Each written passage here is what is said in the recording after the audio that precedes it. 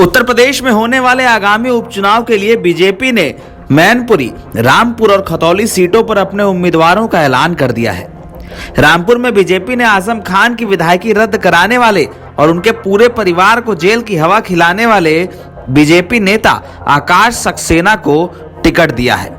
आकाश सक्सेना वही शख्स है जिनकी याचिकाओं पर आजम खान की विधायकी रद्द हो गई, जिनकी याचिका पर अब्दुल्ला आजम और तंजीन फातिमा को जेल जाना पड़ा, जिनकी याचिका के कारण ही आजम खान को एक लंबे वक्त तक जेल के पीछे रहना पड़ा।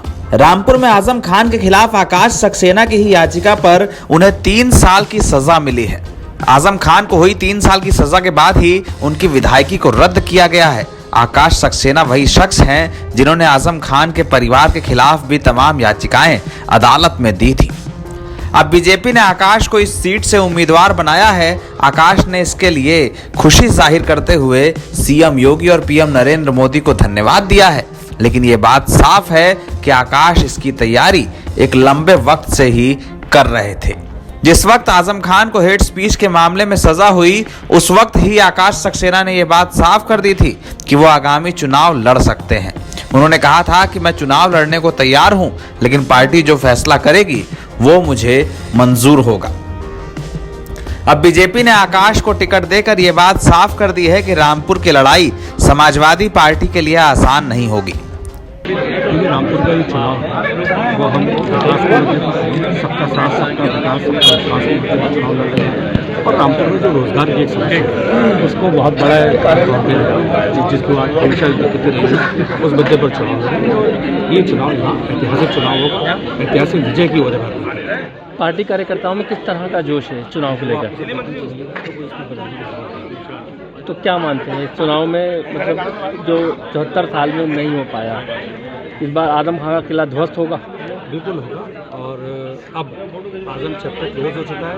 रामपुर में सिर्फ रोजगार की बात होगी, रोजगार की बात होगी, सिर्फ रोजगार की बात। अच्छा, अभी पसमानदा कार्यक्रम हुआ था तो अल्पसंख्यक समाज को लेकर के कितना आपको प्यार मिल रहा है? देखिए, जैसे मैंने आपसे पहले कहा, रामपुर में हम सबका साथ, सबका विकास, सबका विश्वास मुद्दे पर चल रहे हैं। सबके समर्थन से ही भारतीय जनता पार्टी ये चुनाव जीतेगी। वहीं दूसरी ओर बीजेपी ने मैनपुरी से रघुराज शाक्य को टिकट दिया है।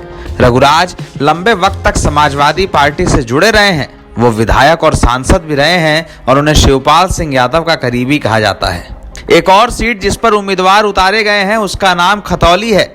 मुजफ्फरनगर की इस सीट पर आरएलडी से मुकाबला होना है, जिसके लिए बीजेपी ने राजकुमारी सैनी को टिकट दिया है। इस इलाके में सैनी वोटर्स की एक बड़ी संख्या को देखते हुए बीजेपी ने राजकुमारी के नाम पर फैसला किया है। अब तीनों सीटों पर चुनाव कराया जाना है, जिसके लिए बीजेपी अपना प्रचार अभियान शुरू करेगी। माना जा रहा है कि उत्तर प्रदेश में होने वाले चुनाव प्रचार अभियान में बीजेपी तमाम बड़े नेताओं को उतारेगी।